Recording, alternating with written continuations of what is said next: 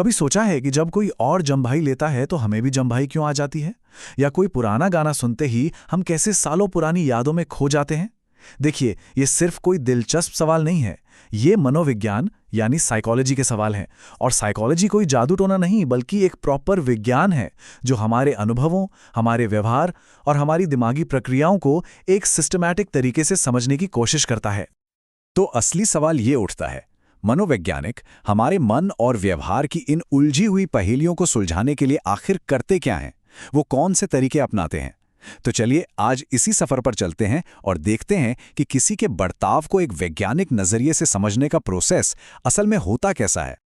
ठीक है, तो चलिए इसे परत दर परत समझते हैं।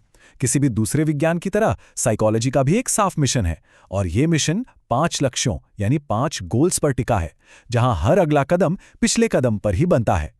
ये हमें सिर्फ यह देखने से कि क्या हो रहा है से लेकर यह समझने तक ले जाता है कि क्यों हो रहा है। अब इस स्लाइड में सबसे मजेदार बात यह है कि ये पांचों कदम मिलकर एक पूरी कहानी बताते हैं।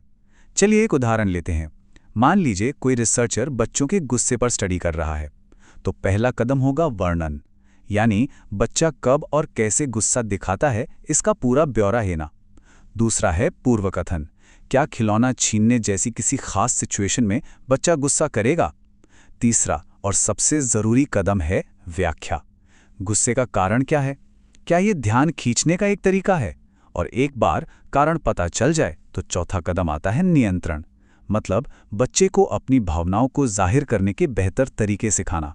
और आखिर में 5वां कदम है अनुप्रयोग, मतलब इस जानकारी का इस्तेमाल करके पेरेंटिंग गाइड बनाना ताकि सभी की मदद हो सके। देखा ये कितना पावरफुल फ्रेमवर्क है।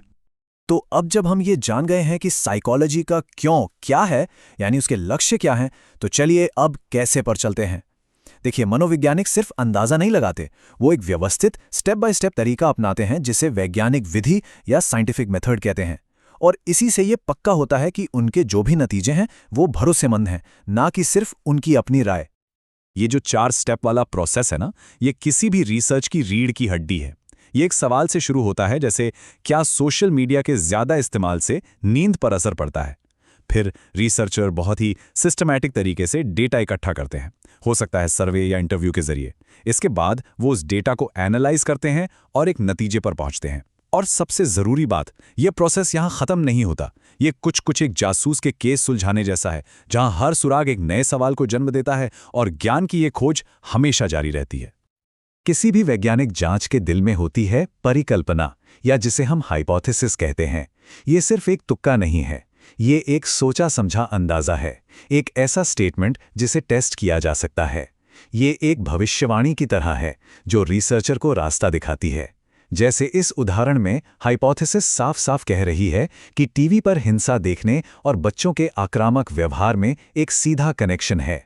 अब रिसर्चर का काम सबूत इकट्ठा करके ये देखना है कि ये बात सच है या नहीं। तो सवाल ये है कि रिसर्चर डेटा इकट्ठा पढ़ते कैसे हैं। देखिए, उनके टूल बॉक्स में कई उपकरण होते हैं और उनमें से एक सबसे बेसिक है अवलोकन विधि, यानी ऑब्जर्वेशन मेथड। अब ये सुनने में बड़ा आसान लगता है ना, लेकिन ये सिर्फ लोगों को देखने से कहीं ज्यादा है। इसमें किसी खास व्यवहार को सिस्टमैटिक तरीके से रिकॉर्ड करना और गिनना शामिल है, ताकि जो नतीजे निकलें वो सटीक हों, सिर्फ एक अंदाजा नहीं। इस तरीके की जो सबसे बड़ी खूबी है वो है इसकी असलियत। किसी लैब के बनावटी माहौल के बजाय रिसर्चर लोगों को उनके नेचुरल माहौल में देख सकते हैं, चाहे वो स्कूल का प्लेग्राउंड हो, ऑफिस की मीटिंग हो या फिर घर पर डिनर टेबल। इससे हमें व्यवहार की एक सच्ची अनफिल्टर्ड तस्वीर मिलती है, ठीक वैसी जैसी वो असल जिंदगी में होती है। अब देखिए, ऑब्जर्वेशन करने के भी 2 मुख्य तरीके हैं। एक होता है गैर प्रतिभागी बनना, जैसे कोई रिसर्चर क्लास के एक कोने में चुपचाप बैठकर बच्चों के बर्ताव पर नोट्स ले रहा हो। इसका फायदा यह है कि वो दूर से चीजों को ऑब्जेक्टिवली देख सकता है। दूसरा तरीका है प्रतिभागी बनना, यानी रिसर्चर खुद उस क्लास में एक असिस्टेंट बनकर शामिल हो जाए। इसका फायदा यह है कि उसे अंदर की गहरी समझ मिलती है, लेकिन इसमें एक रिस्क भी है कि कहीं उसकी मौजूदगी से ही ग्रुप का बर्ताव न बदल जाए। लेकिन लोगों को ऑब्जर्व करना हमेशा इतना सीधा और आसान नहीं होता। सबसे बड़ी चुनौतियों में से एक खुद रिसर्चर के दिमाग से ही आती है। इसे कहते हैं प्रेक्षक पूर्वाग्रह या ऑब्जर्वर बायस। इसका मतलब यह है कि एक रिसर्चर की अपनी उम्मीदें ये उसके अपने विश्वास अनजाने में इस बात पर असर डाल सकते हैं कि वो क्या देखता है और क्या रिकॉर्ड करता है। और ये कहावत इस बात को कितनी खूबसूरती से समझाती है। ये हमें याद दिलाती है कि हम दुनिया को किसी अनबायस्ड कैमरे की तरह नहीं देखते।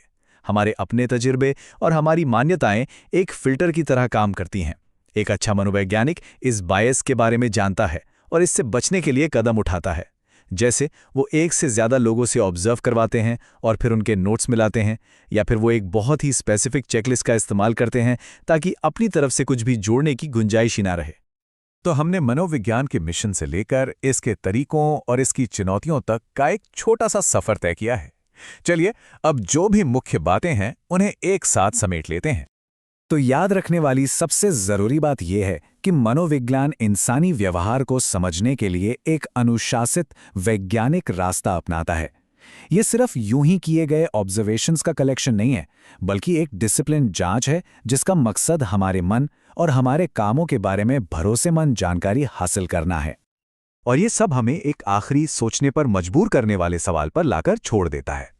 भले ही हमारे पास कितने भी वैज्ञानिक उपकरण क्यों ना हो, इंसानी दिमाग अविश्वसनीय रूप से जटिल और हमेशा बदलने वाला है। तो क्या हम कभी उस मुकाम पर पहुंच सकते हैं जहां हम पूरे यकीन के साथ इंसानी व्यवहार की भविष्यवाणी कर सकें? या हमेशा कुछ ऐसा अप्रत्याशित, कुछ अनप्रेडिक्टेबल रहेगा जो हमें अनोखे तरीके से इंसान बनाता है? इस सवाल पर सोचिएगा जरूर। आज हमारे साथ जुड़ने के लिए शुक्रिया।